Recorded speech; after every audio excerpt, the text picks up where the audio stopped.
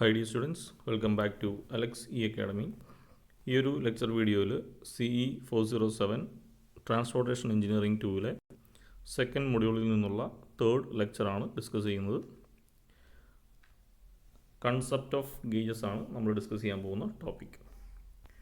അപ്പോൾ സെക്കൻഡ് മൊഡ്യൂളിൽ നമ്മൾ rails and types of rail പറഞ്ഞു, റെയിൽ ഫാസ്റ്റനിങ്സിനെ പറ്റി പറഞ്ഞു. അടുത്ത് നമ്മൾ കൺസെപ്റ്റ് ഓഫ് ഗേജസ് ആണ് ഡിസ്കസ് ചെയ്യുന്നത്. അപ്പോൾ ഗേജസ് എന്ന് പറയുന്ന ഒരു ടോപ്പിക്ക് നമ്മൾ ഫസ്റ്റ് മൊഡ്യൂളിലും ഇതിനു മുമ്പുള്ള സെക്കൻഡ് മൊഡ്യൂളിലെ ലെക്ചേഴ്സിൽ നമ്മൾ പറഞ്ഞു പോയിട്ടുണ്ടായിരുന്നു.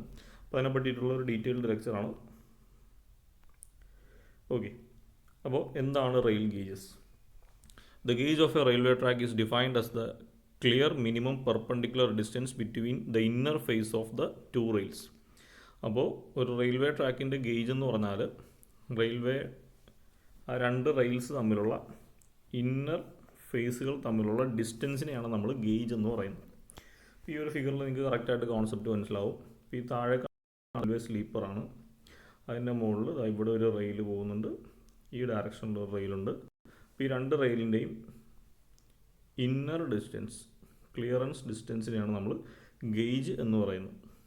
ഓക്കെ, അപ്പോൾ ഈ ഗേജിൻ്റെ ഡിസ്റ്റൻസ് മാറുന്ന വെച്ചിട്ട് ഇപ്പോൾ ഈ ഒരു റെയിലിൻ്റെ ഇന്നർ ഡിസ്റ്റൻസ് വിഡ്ത്ത് മാറുന്നതനുസരിച്ച് നമ്മൾ റെയിൽസിനെ പല ഗേജസ് ആയിട്ട് ക്ലാസിഫൈ ചെയ്യുന്നുണ്ട്. Different types of gauges. First one standard gauge. ഇപ്പോൾ സ്റ്റാൻഡേർഡ് ഗേജ് എന്ന് പറയുമ്പോൾ രണ്ട് റെയിലും തമ്മിലുള്ള ഇന്നർ ഡിസ്റ്റൻസ് എന്ന് പറഞ്ഞാൽ 1435 mm ആയിരിക്കും, which is equal to 1.435 metre. ഇപ്പോൾ സ്റ്റാൻഡേർഡ് ഗേജസ് യൂസ് ചെയ്യുന്ന പ്ലേസസ് എന്ന് പറഞ്ഞാൽ England, USA, Canada, Turkey, Egypt, Australia etcetera. അടുത്ത ടൈപ്പ് എന്ന് വെച്ചാൽ ബ്രോഡ് ഗേജ് ആണ്. ബ്രോഡ് ഗേജിൽ എന്ന് പറയുമ്പോൾ ഗേജ് ലെങ്ത് വരുന്നത് 1676 mm, which is equal to 1.676 metre. Broad gauge ട്രാക്കുകൾ യൂസ് ചെയ്യുന്നത് India, Pakistan, Sri Lanka, Brazil, Argentina, Russia എന്നീ പ്ലേസസിലാണ്. അടുത്തത് കേപ്പ് ഗേജ്. കേപ്പ് ഗേജിൽ ഗേജ് ലെങ്ത് വരുന്നത് 1067 mm. അത് യൂസ് ചെയ്യുന്നത് ആഫ്രിക്ക, ജപ്പാൻ, ഓസ്ട്രേലിയ, ന്യൂസിലാൻഡ് എന്ന് പറയുന്ന പ്ലേസസിലാണ്. അടുത്തത് മീറ്റർ ഗേജ്. മീറ്റർ ഗേജിലെന്ന് പറയുമ്പോൾ ഗേജ് ലെങ്ത് 1 മീറ്റർ ആയിരിക്കും, അതായത് 1000 mm. രണ്ട് റെയിൽസും തമ്മിലുള്ള ഇന്നർ ഡിസ്റ്റൻസ് 1 മീറ്റർ അല്ലെങ്കിൽ 1000 mm ആയിരിക്കും. അത് യൂസ് ചെയ്യുന്നത് ഇന്ത്യ, ഫ്രാൻസ്, അർജൻറ്റീന, സ്വിറ്റ്സർലാൻഡ് പോലത്തെ പ്ലേസസിലാണ്. ഇത് കൂടാതെ 23 അതർ ഗേജസും ഉണ്ട്, പക്ഷെ അതൊന്നും നമ്മുടെ കോമൺ ആയിട്ടുള്ള കൺട്രീസിൽ യൂസ് ചെയ്യുന്നില്ല, പല രാജ്യങ്ങളിലായിട്ട് യൂസ് ചെയ്യുന്നുണ്ട്. ഇനി ഗേജസ് ഇൻ ഇന്ത്യ. ഇന്ത്യയിൽ ഏതൊക്കെ ഗേജസ് ആണ് യൂസ് ചെയ്തുകൊണ്ടിരുന്നത്, ഇപ്പോൾ യൂസ് ചെയ്യുന്നത്? ഒന്നാമത് ബ്രോഡ് ഗേജ്. അപ്പോൾ അതിൻ്റെ ഡിസ്റ്റൻസ് നമ്മൾ പറഞ്ഞായിരുന്നു, രണ്ട് റെയിലും തമ്മിൽ 1676 mm ഡിസ്റ്റൻസിലാണ് ബ്രോഡ് ഗേജ് വരുന്നത്. മീറ്റർ ഗേജ് എന്ന് പറയുമ്പോൾ രണ്ട് റെയിൽസും തമ്മിലുള്ള ഇന്നർ ഡിസ്റ്റൻസ് 1 മീറ്റർ ആയിരിക്കും. അടുത്ത നാരോ ഗേജ്. നാരോ ഗേജ് എന്ന് പറയുമ്പോൾ 762 mm ടു 610 mm. അപ്പോൾ 762 മുതൽ 610 mm റേഞ്ചിലായിരിക്കും നാരോ ഗേജിൽ രണ്ട് റെയിലും തമ്മിലുള്ള ഡിസ്റ്റൻസ് വരുന്നത്. നാരോ ഗേജ് എവിടെയാണ് യൂസ് ചെയ്യുന്നത് കൂടി പറയാം. These gauges are provided in hilly areas where the terrain does not allow broad gauge or metre gauge. ഇപ്പോൾ ഹില്ലി ഏരിയാസിലൊക്കെ ആണെങ്കിൽ നമുക്ക് ആ ട്രാക്ക് പ്രൊവൈഡ് ചെയ്യാൻ വേണ്ടിയിട്ടുള്ള വിഡ്ത്ത് വളരെ കുറവായിരിക്കും. അപ്പോൾ ഏറ്റവും ചെറിയ വിഡ്ത്തായിട്ടുള്ള നാരോ ഗേജ് ആയിരിക്കും നമ്മൾ ഹില്ലി ഏരിയാസിലൊക്കെ സെലക്ട് ചെയ്യുന്നത്. അടുത്ത് factors affecting selection of gauges. അപ്പോൾ ഈ ഗേജ് ബ്രോഡ് ഗേജ് ആണോ, മീറ്റർ ഗേജ് ആണോ, നാരോ ഗേജ് ആണോ നമ്മൾ സെലക്ട് ചെയ്യേണ്ടതെന്നത് ഏതൊക്കെ ഫാക്ടേഴ്സിനെ ഡിപ്പെൻഡ് ചെയ്തിരിക്കും. First one, cost of construction. If A wider gauge is used. Cost of construction എന്ന് പറയുമ്പോൾ അതിൻ്റെ ഗേജിൻ്റെ വിഡ്ത്തിനെ ഡിപ്പെൻഡ് ചെയ്തിട്ടിരിക്കും. ഒന്ന്, proportionally increase in the cost of land, earth work, rails, sleepers and tract items etcetera. അപ്പോൾ നമ്മൾ cost എന്ന് പറയുമ്പോൾ ഇപ്പോൾ ഇത് തമ്മിലുള്ള ഡിസ്റ്റൻസ് 1 മീറ്റർ ആണെങ്കിൽ നമ്മളതിനെ മീറ്റർ ഗേജ് എന്ന് പറയും. ഇനി ഇതേ സമയത്ത് നമ്മൾ നാരോ ഗേജ് ആണ് യൂസ് ചെയ്യുന്നതെങ്കിൽ എന്ത് വേണ്ടി വരും? നാരോ ഗേജ് ആണെങ്കിൽ ഇത് തമ്മിലുള്ള ഡിസ്റ്റൻസ് 1.67 മീറ്റേഴ്സ്, കുറച്ചുകൂടി വൈഡർ യൂസ് ചെയ്യണം. അപ്പോൾ നമ്മളിപ്പോൾ ഈ റെയിൽ ഇവിടെ അടുത്ത റെയിലിൻ്റെ പൊസിഷൻ കുറച്ചുകൂടി മാറ്റി വെക്കേണ്ടി വരും, എങ്കിലേ നമുക്ക് ബ്രോഡ് ഗേജ് ആയിട്ട് 1.767 1.676 മീറ്റർ എന്നുള്ള ഒരു ഡിസ്റ്റൻസിലേക്ക് വരും. അപ്പോൾ നമ്മൾ കറസ്പോണ്ടിങ്ലി ഈ ഒരു സ്ലീപ്പറിൻ്റെ ലെങ്ത്ത് കൂട്ടണം, ഇതിൻ്റെ താഴെ കൊടുക്കുന്ന ബല്ലാസ്റ്റിൻ്റെ ലെങ്ത്ത് കൂട്ടണം, അങ്ങനെ ഓവറോൾ കോസ്റ്റ് നമുക്ക് ഇൻക്രീസ് ചെയ്യും. അപ്പോൾ നമ്മുടെ ഗേജിൻ്റെ ലെങ്ത്തിനെ ഡിപ്പെൻഡ് ചെയ്തിട്ടിരിക്കും കോസ്റ്റ് വരുന്നത്. അപ്പോൾ വൈഡർ ഗേജാണ് യൂസ് ചെയ്യുന്നതെങ്കിൽ അവിടെ നമുക്ക് കോസ്റ്റ് ഓഫ് കൺസ്ട്രക്ഷൻ എന്ന് പറയുമ്പോൾ ലാൻഡ് അക്യൂർ ചെയ്യുന്നത് കൂടുതലായിരിക്കണം, എർത്ത് വർക്കിൻ്റെ വർക്ക് കൂടുതലായിരിക്കും, റെയിൽസ്, പിന്നെ സ്ലീപ്പറിൻ്റെ ലെങ്ത്ത്, ട്രാക്ക് ഐറ്റംസ്, ബാക്കി ഐറ്റംസ് എല്ലാം കൂടുതൽ കോസ്റ്റ്ലി ആയിരിക്കും. Marginal increase in the cost of building tunnels, culverts, bridges etcetera. അപ്പോൾ ചില പ്ലേസുകളിൽ നമ്മുടെ ഈ റെയിൽവേ ട്രാക്ക് പോകുന്നത് ചിലപ്പോൾ ടണൽസിലൂടെ ആയിരിക്കും, ചിലത് ബ്രിഡ്ജിൻ്റെ മുകളിൽ കൂടെ കവർ ചെയ്യേണ്ടി വരും, ചിലത് നമ്മൾ കൾവർട്ടിൻ്റെ മുകളിൽ കൂടെയൊക്കെ പ്രൊവൈഡ് ചെയ്യേണ്ടി വരും. അപ്പോൾ നമ്മൾ വൈഡർ ഗേജാണ് യൂസ് ചെയ്യുന്നതെങ്കിൽ കറസ്പോണ്ടിങ്ങിൽ വലിയ ടണൽ കൺസ്ട്രക്ട് ചെയ്യേണ്ടി വരും, ബ്രിഡ്ജിൻ്റെ വിഡ്ത്ത് കൂടുതലായിരിക്കും, കൾവർട്ടിൻ്റെ വിഡ്ത്തും കൂടുതലായിരിക്കും. അപ്പോൾ അതും മാർജിനലായിട്ട് കോസ്റ്റ് ഇൻക്രീസ് ചെയ്യും. Cost of constructing station buildings, platforms, level crossing etcetera are more or less same. അപ്പോൾ ഏത് ഗേജ് സെലക്ട് ചെയ്താലും, വൈഡർ ഗേജ് ആണെങ്കിലും നാരോ ഗേജ് ആണെങ്കിലും, നമ്മുടെ ബിൽഡിങ്സ് കൺസ്ട്രക്ട് ചെയ്യാനുള്ളതും പ്ലാറ്റ്ഫോം, ലെവൽ ക്രോസിങ്ങിൻ്റെ കൺസ്ട്രക്ഷൻ ചാർജൊക്കെ അത് ചേഞ്ച് ഒന്നും ഉണ്ടാവില്ല, ഓൾമോസ്റ്റ് സെയിം തന്നെ ആയിരിക്കും. Cost of rolling stock independent of gauge. ഇനി നമ്മൾ ട്രെയിനിൻ്റെ താഴെ യൂസ് ചെയ്യുന്ന വീല്, അതിനെയാണ് നമ്മൾ റോളിംഗ് സ്റ്റോക്ക് എന്ന് പറയുന്നത്. അതും ഈ ഒരു ഗേജിൻ്റെ ലെങ്ത്തുമായിട്ട് യാതൊരുവിധ ബന്ധവുമില്ല. അപ്പോൾ ഇത്രയാണ് നമ്മുടെ കോസ്റ്റ് ഓഫ് കൺസ്ട്രക്ഷനിൽ പറയേണ്ടത്. കോസ്റ്റ് ഓഫ് കൺസ്ട്രക്ഷൻ എന്ന് പറയുമ്പോൾ അത് നമ്മൾ വൈഡർ ഗേജ് യൂസ് ചെയ്യുമ്പോൾ അതിനനുസരിച്ച് പ്രൊപ്പോർഷണലായിട്ട് ലാൻഡ് അക്വിസിഷൻ, അതിൻ്റെ കൺസ്ട്രക്ഷൻ കോസ്റ്റ് മൊത്തത്തിൽ കൂടും. പിന്നെ ടണൽ, കൺവേർട്ട്, ബ്രിഡ്ജൊക്കെ യൂസ് ചെയ്യണമെങ്കിൽ ഫർദർ ഇൻക്രീസ് ചെയ്യും. അടുത്ത ഫാക്ടർ എന്ന് വെച്ചാൽ സ്പീഡ് ഓഫ് മൂവ്മെൻറ്റ്. നമ്മുടെ ട്രെയിനിൻ്റെ സ്പീഡിനെ ഡിപെൻഡ് ചെയ്തിട്ട് വേണം നമ്മൾ ഗേജ് സെലക്ട് ചെയ്യേണ്ടത്. The speed of train is proportional to gauge. അപ്പോൾ ഗേജിൻ്റെ ലെങ്ത്തിൻ്റെ പ്രൊപ്പോർഷണലായിട്ടാണ് സ്പീഡ് വരുന്നത്. അപ്പോൾ നമുക്ക് നല്ല സ്പീഡ് വേണമെന്നുണ്ടെങ്കിൽ വൈഡർ ആയിട്ടുള്ള ഗേജ് സെലക്ട് ചെയ്യണം. നാരോ ഗേജാണ് സെലക്ട് ചെയ്യുന്നതെങ്കിൽ ട്രെയിനിൻ്റെ സ്പീഡ് കുറവായിരിക്കും.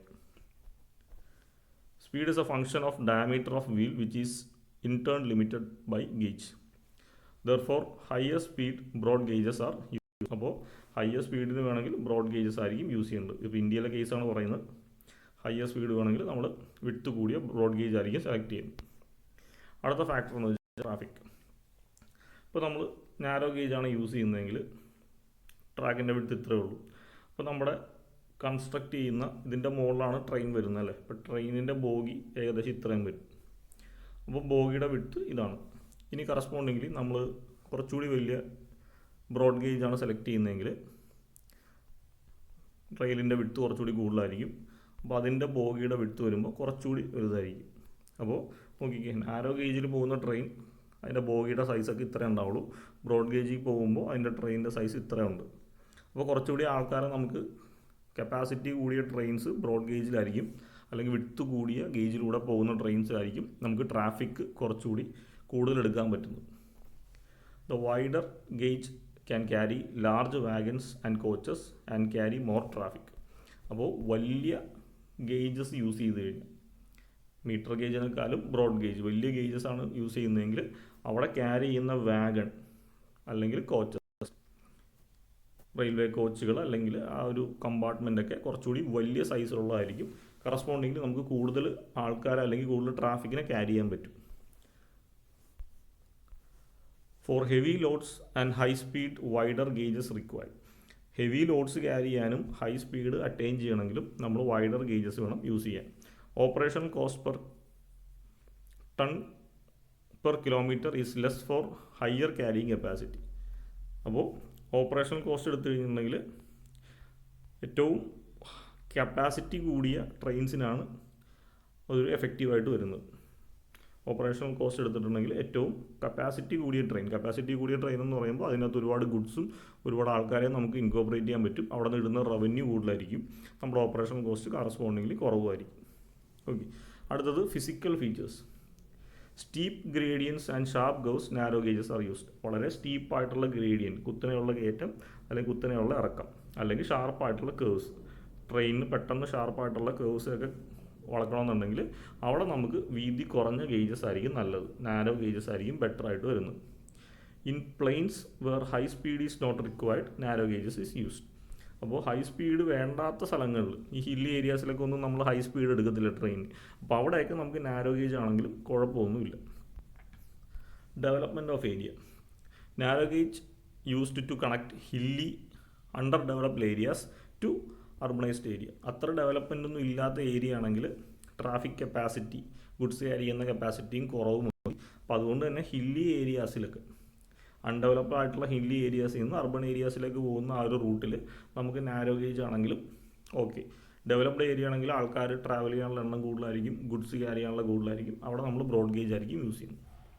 അപ്പോൾ ഇത്രയാണ് നമ്മൾ ഗേജസ് സെലക്ട് ചെയ്യുമ്പോൾ കൺസിഡർ ചെയ്യേണ്ട ഫാക്ടേഴ്സ്. അടുത്തത് യൂണിഫോമിറ്റി ഓഫ് ഗേജ്. അപ്പോൾ നമുക്കിപ്പോൾ ഇന്ത്യയിൽ നോക്കിയറിയാം, നമ്മളെല്ലായിടത്തും ത്രൂ ഔട്ട് നമ്മൾ ബ്രോഡ് ഗേജാണ് യൂസ് ചെയ്യുന്നത്. പണ്ട് നമ്മൾ ചില സ്ഥലങ്ങളിൽ മീറ്റർ ഗേജ് യൂസ് ചെയ്തുകൊണ്ടിരുന്നു, ചില സ്ഥലങ്ങളിൽ നാരോ ഗേജ് യൂസ് ചെയ്യുമായിരുന്നു, ചില സ്ഥലങ്ങളിൽ ബ്രോഡ് ഗേജ് യൂസ് ചെയ്യുമായിരുന്നു. അപ്പോൾ ഇങ്ങനെ പല സ്ഥലങ്ങളിൽ പല വിധത്തിലുള്ള റെയിലാണ് പ്രൊവൈഡ് ചെയ്യുന്നതെങ്കിൽ കറസ്പോണ്ടിങ്ലി ഇതിൽ കൂടെ ഓടുന്ന ട്രെയിനും വെവ്വേറെ ആയിരിക്കും അല്ലേ. ഇപ്പോൾ ഇവിടെ എന്ന് പറയുമ്പോൾ ബ്രോഡ് ഗേജിൽ കൂടെ ഓടുന്ന ട്രെയിൻ ആണെങ്കിൽ, ഇപ്പോൾ ബ്രോഡ് ഗേജ് ആണ് ട്രാക്കെങ്കിൽ അതിൻ്റെ ഈ ഒരു ലെങ്ത്തിലുള്ള ട്രെയിൻസ് ആയിരിക്കും നമ്മൾ ഡിസൈൻ ചെയ്യുന്നത്, കുറച്ചുകൂടി വലുതായിരിക്കും. മീറ്റർ ഗേജ് എന്ന് പറയുമ്പോൾ ഇതിൻ്റെ വിഡ്ത്ത് 1 മീറ്ററാണ്, ഇവിടെ 1.67 മീറ്റർ വിഡ്ത്തിലുള്ളതാണ് വരുന്നത്. അപ്പോൾ ഇവിടെ എന്ന് പറഞ്ഞാൽ കുറച്ചുകൂടി ചെറിയ ട്രെയിൻ ആയിരിക്കും മീറ്റർ ഗേജിലൂടെ പോകുന്നത്. ഇനി അടുത്ത നാരോ ഗേജിലേക്ക് വരുമ്പോൾ വീണ്ടും അതിൻ്റെ തിക്നെസ് 1 മീറ്ററിൽ താഴെയാണ്. അപ്പോൾ കുറച്ചുകൂടി ചെറിയ ട്രെയിൻസ് വേണം ഓടാൻ. അപ്പോൾ ഈ ഗേജുകൾ പല ഏരിയാസിലും പലതാണെങ്കിൽ നമുക്ക് പല ബുദ്ധിമുട്ടുകളും ഉണ്ടാവും. അപ്പോൾ എന്തുകൊണ്ടാണ് നമ്മൾ യൂണിഫോമിറ്റി ഓഫ് ഗേജ്, ഒരു യൂണിഫോം ഗേജ് ത്രൂ ഔട്ട് ഒരു കൺട്രിയിൽ യൂസ് ചെയ്യും, അതിൻ്റെ പോയിൻറ്റ്സ് ആണ് പറയുന്നത്. First point, delay, cost and hardship in transhipping passengers and goods from vehicles of one gauge to another is avoided എന്ന് പറഞ്ഞിട്ടുണ്ടെങ്കിൽ, ഇപ്പോൾ സപ്പോസ് ഒരു എക്സാമ്പിൾ എന്ന് പറയാം, ഇപ്പോൾ ട്രിവാൻഡ്രത്തുനിന്ന് എറണാകുളം വരെ നമ്മൾ ബ്രോഡ് ഗേജാണ് ലേ ചെയ്തേക്കുന്നത്, നമ്മുടെ ട്രാക്ക് മൊത്തം ബ്രോഡ് ഗേജാണ്. എറണാകുളത്തുനിന്ന് കോഴിക്കോട് വരെ പിന്നെ മീറ്റർ ഗേജാണ്. ഓക്കെ, അപ്പോൾ ഇവിടെയാണ് ട്രാൻസിഷൻ സംഭവിക്കുന്നത്. അപ്പോൾ ട്രിവാൻഡ്രം മുതൽ എറണാകുളം വരെ ഒരു സ്പെസിഫിക് ട്രെയിനിലായിരിക്കും നമ്മൾ പോകുന്നത്, അത് ഈ ബ്രോഡ് ഗേജ് ട്രാക്കിലൂടെ ഓടുന്ന ട്രെയിൻസ് ആയിരിക്കും. എറണാകുളം എത്തിക്കഴിഞ്ഞാൽ നമ്മൾ അവിടുത്തെ പാസഞ്ചേഴ്സിനെ മൊത്തം ഇറക്കി, ഗുഡ്സൊക്കെ ഇറക്കി, അടുത്തത് എറണാകുളം മുതൽ കോഴിക്കോട് വരെ പോകാനായിട്ട് എന്താണ് മീറ്റർ ഗേജിൻ്റെ ട്രാക്കാണ് ഉള്ളത്. ട്രാക്ക് ലെങ്ത് കുറവാണ്, അപ്പോൾ അതിലൂടെ ഓടുന്ന ട്രെയിനും വേറെ ആയിരിക്കും. അപ്പോൾ ഇത് കംപ്ലീറ്റ് ആൾക്കാരെയും ഗുഡ്സിനെയൊക്കെ നമ്മൾ അവിടെ നിന്ന് റീലോഡ് ചെയ്യണം ഈ ട്രെയിനിലേക്ക്, എന്നിട്ട് അതായിരിക്കും അവിടെ നിന്ന് കോഴിക്കോട് വരെ പോകുന്നത്. അപ്പോൾ ഇങ്ങനെ വരുമ്പോൾ എന്ത് സംഭവിക്കും, നമ്മുടെ ആ ഒരു ജേർണി ടൈമിൽ ഡിലേ വരും, കോസ്റ്റ് കൂടും, കാരണം 2 ട്രെയിൻ ഓടിക്കേണ്ടി വരും, പിന്നെ ആൾക്കാരെ ഇറക്കി കയറ്റുന്ന ലോഡിങ് അൺലോഡിങ് ഒക്കെ കോസ്റ്റ്ലി ആണ്. അപ്പോൾ ആ പ്രോബ്ലംസൊക്കെ നമുക്ക് അവോയ്ഡ് ചെയ്യാൻ പറ്റും നമ്മൾ ഒറ്റ ഗേജാണ് ത്രൂ ഔട്ട് ഒരു രാജ്യത്ത് അല്ലെങ്കിൽ ഒരു പ്ലേസിൽ യൂസ് ചെയ്യുന്നതെങ്കിൽ. അപ്പോൾ അതാണ് ഇവിടെ പറയുന്നത്, delay, cost and hardship of in transhipping passengers and goods from one vehicles of one gauge to another. ഒരു ഗേജിൽ കൂടെ ഓടുന്ന ട്രെയിനിൽ നിന്ന് അടുത്ത ഗേജിലേക്ക് എത്തുമ്പോൾ നമുക്ക് വേറെ ട്രെയിനിലേക്ക് ആൾക്കാരെയും ഗുഡ്സിനെയും മാറ്റേണ്ടി വരും. അപ്പോൾ ഉണ്ടാകുന്ന ഡിലേയും കോസ്റ്റൊക്കെ നമുക്ക് കുറക്കാൻ പറ്റും. Breakage of goods can be avoid. ഇതേപോലെ നമ്മൾ ഒരു ട്രെയിനിൽ നിന്ന് അടുത്ത ട്രെയിനിലേക്ക് നമുക്ക് ഈ ഗുഡ്സിനെയൊക്കെ ക്യാരി ചെയ്യേണ്ടി വരും. അപ്പോൾ നമ്മുടെ കേരളത്തിലുണ്ട് ഏതെങ്കിലും ഗുഡ്സൊക്കെ ബ്രേക്ക് ചെയ്യാനുള്ള ടെൻഡൻസി ഉണ്ട്, അപ്പോൾ അതൊക്കെ നമുക്ക് അവോയ്ഡ് ചെയ്യാൻ പറ്റും. Difficulty in loading and unloading, labour expense can be avoid.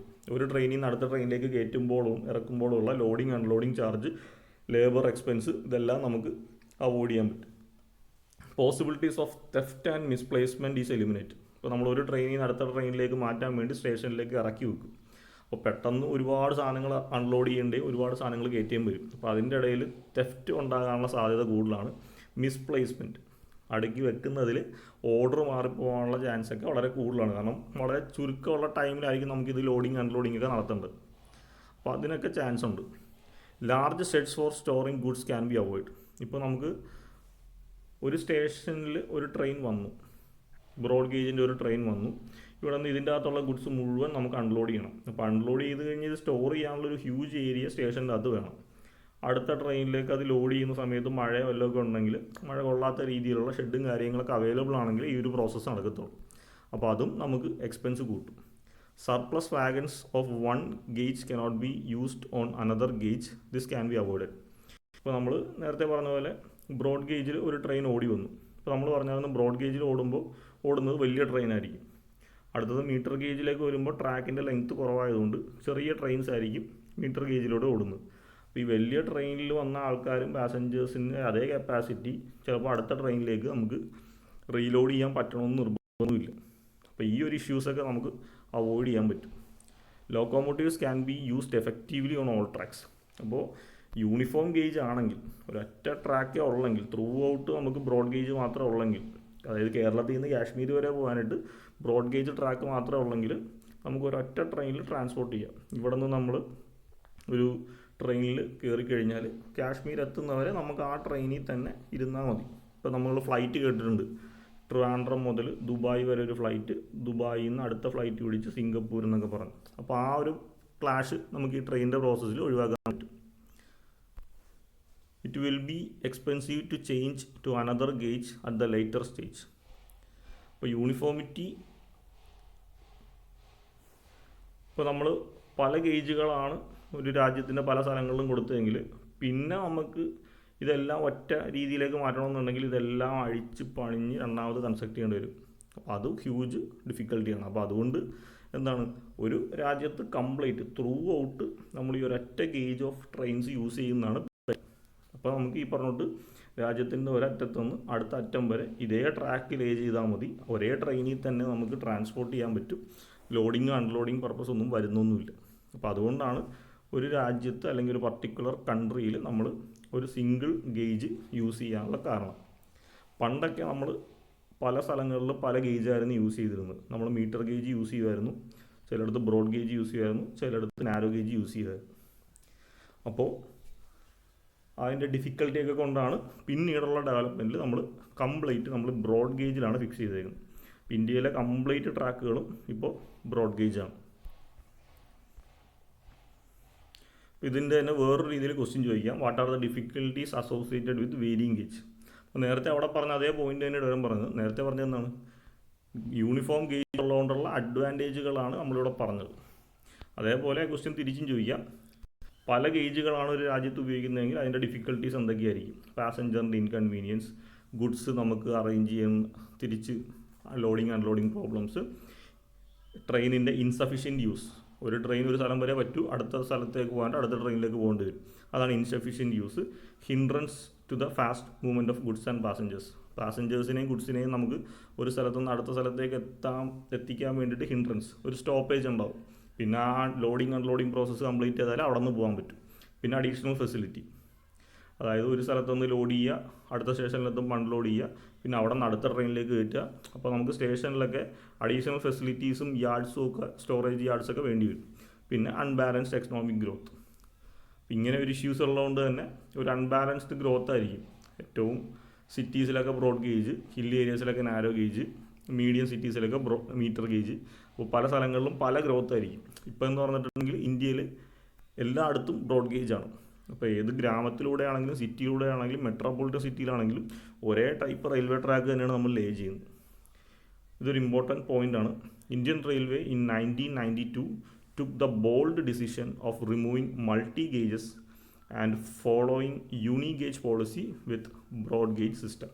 അപ്പോൾ 1992 ഇന്ത്യൻ ഗവൺമെൻറ് ഈ ഒരു ഡിസിഷൻ എടുത്തത്. അതായത് അന്ന് വരെ നമ്മൾ മീറ്റർ ഗേജ് പലയിടത്ത് യൂസ് ചെയ്യുന്നുണ്ടായിരുന്നു, ചിലയിടത്ത് ബ്രോഡ് ഗേജ് യൂസ് ചെയ്യുന്നുണ്ടായിരുന്നു, ചിലയിടത്ത് നാരോ ഗേജ് യൂസ് ചെയ്യുന്നുണ്ടായിരുന്നു. അപ്പോൾ ഈ മൾട്ടി ഗേജ് സിസ്റ്റത്തിനെ ഫുൾ എലിമിനേറ്റ് ചെയ്തിട്ട് ഒരു യൂണി ഗേജ്, ഇന്ത്യയിൽ മൊത്തത്തിൽ ഒറ്റ ഗേജ് മതി എന്നുള്ള തീരുമാനം എടുത്തത് 1992 അന്ന് മുതൽ നമ്മൾ എല്ലായിടത്തും ബ്രോഡ് ഗേജ് ട്രാക്കുകളാണ് ഇംപ്ലിമെൻറ്റ് ചെയ്തത്. അപ്പോൾ അതുകൊണ്ട് തന്നെ എല്ലാ ട്രെയിൻസും ഇന്ത്യയിൽ എവിടെ വേണമെങ്കിലും നമുക്ക് ഓടിക്കാൻ പറ്റും.